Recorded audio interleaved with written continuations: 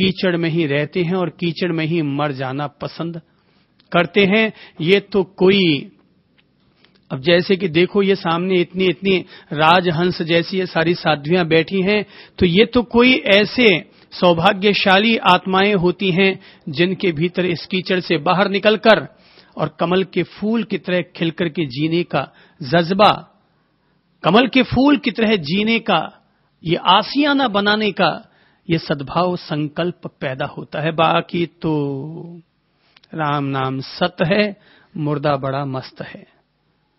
बाकी के हालात तो सबके यही हैं। मन की पहली अवस्था है मूर्छा, भोजन के प्रति मूर्छा, रोटी के प्रति मूर्छा, कपड़ों के प्रति मूर्छा, मकान के प्रति मूर्छा, जमीन जायदाद के प्रति मूर्छा। कि रोटी हो लेकिन पतली हो, पतली हो लेकिन घी लगा हुआ हो, फूली हुई हो। रोटी में भी 10 तरह के नखरे। नखरे क्यों? क्योंकि हमारे उन चीजों के प्रति आसक्ति है, मूर्छा है मन में, इसलिए ये नखरे हैं। आज सुबह ही वो साध्वी जी महाराज कह रहे थे, मैंने कहा साहब ये बाजरी की रोटी थोड़ी मोटी ज्यादा है। वो तपस्या करती हैं और आज उनको आयम्बिल का तप था, तो मैंने कहा बाजरी की रोटी मोटी ज्यादा है, खाने में असुविधा होगी। तो झट से उन्होंने प्रतिक्रिया की और कहा साहब क्या मोटी और क्या पतली, पेट भरना है और करना क्या है। अच्छी बात है, ये मूर्छाएं टूटी हैं। इसलिए जिह्वा इंद्रिय की लोलुपता, जिह्वा इंद्रिय की अधीनता अपन लोगों की जिंदगी में फिर ना बच पाए। पर भोजन में रोटी के प्रति अलग मूर्छा, सब्जियों के प्रति अलग मूर्छा, ये सब्जी होनी चाहिए, ये नहीं होनी चाहिए, उसका स्वाद ऐसे सेटेड होना चाहिए, इसका स्वाद आज ठीक नहीं, उसमें नमक कम, इसमें ज्यादा, इसमें तिरवाला नहीं और उसमें थोड़ा और घी ऊपर से डाल। मूर्छाएं बड़ी जबरी हैं। रोटी, कपड़ा, मकान, जमीन, जायदाद, पहनावा, संबंध, ये मेरी पत्नी, ये मेरा दुश्मन, ये मेरा सखा, ये मेरा और ये तेरा। कुल मिलाकर मूर्छा के घन चक्कर इतने ज्यादा हैं कि अपन सारे लोग उसी में ही उलझे हुए रह जाते हैं। ये मन की सबसे निचली दशा हुई। मन की दूसरी अवस्था है, वो है स्वप्निल। इंसान का मन सपनों में खोया हुआ रहता है, सपनों में डूबा हुआ रहता है, दिन में भी और रात में भी।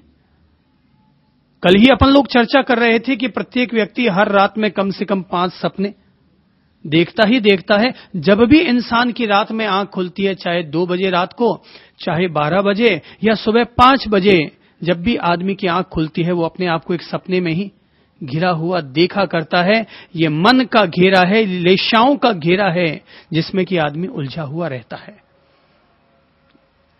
रात में स्वप्न दशा, दिन में भी स्वप्न दशा। दिन में इंसान जितनी कल्पनाएं करता है, जितने ख्वाबों में घिरा हुआ रहता है, ये सब क्या है? ये सब दिवा स्वप्न है, ये सब शेख चिल्लीपन है,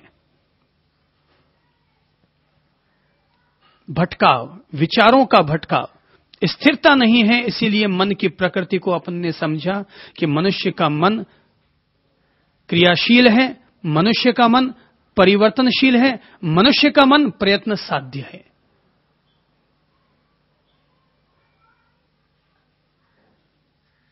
ज्ञानी कहते हैं मन की तीसरी अवस्था को कुछ ही लोग उपलब्ध होते हैं, जिसे कि हम जागृत मन कहेंगे।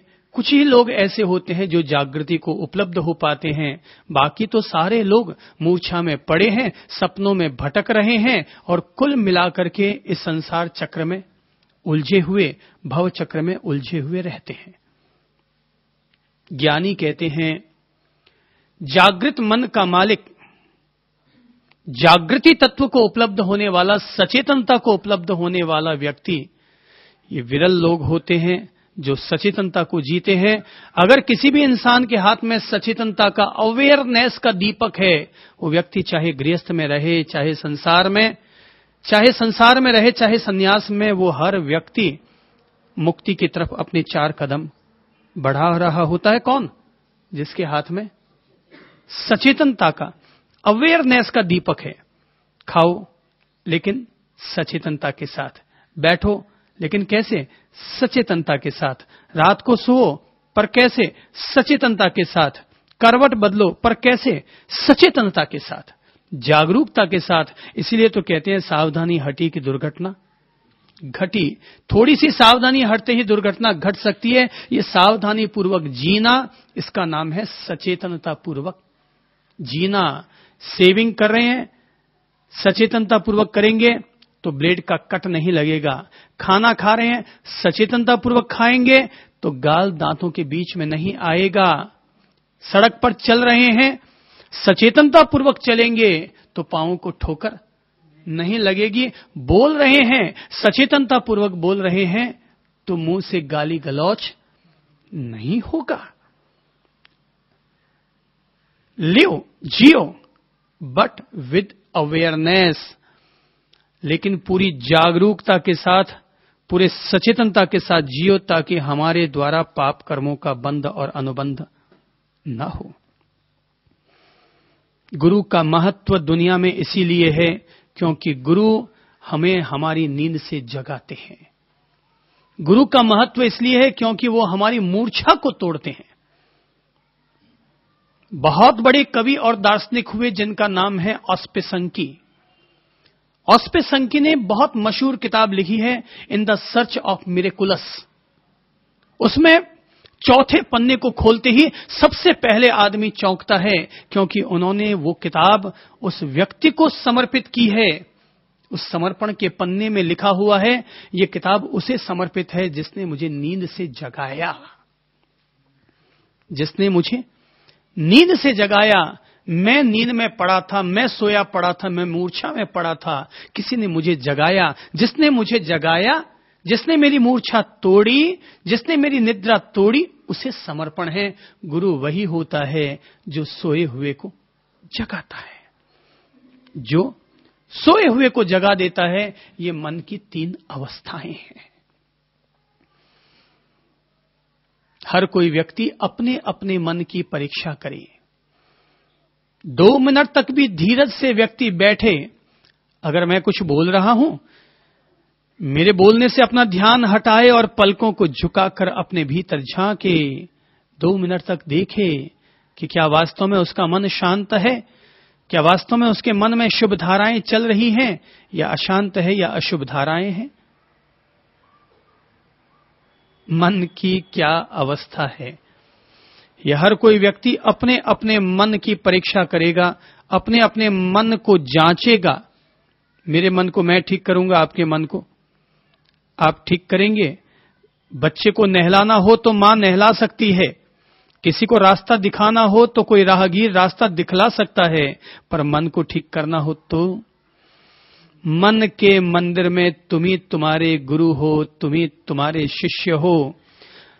गुरु केवल बाहर आकर के तुम्हें रास्ता दिखा सकता है, लेकिन बाहर खुलने वाली आंखों को बंद करने के बाद तुम ही तुम्हारे मास्टर हो, तुम ही तुम्हारे गुरु हो और तुम ही स्वयं को सुधारोगे।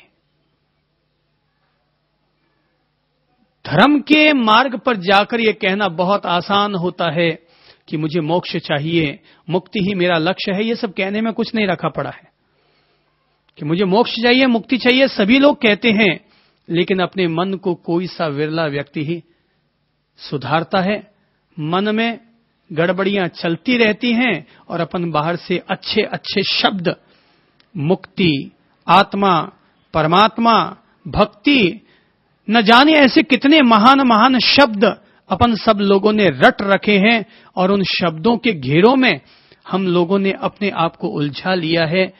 पहली मुलाकात अपने मन से करो,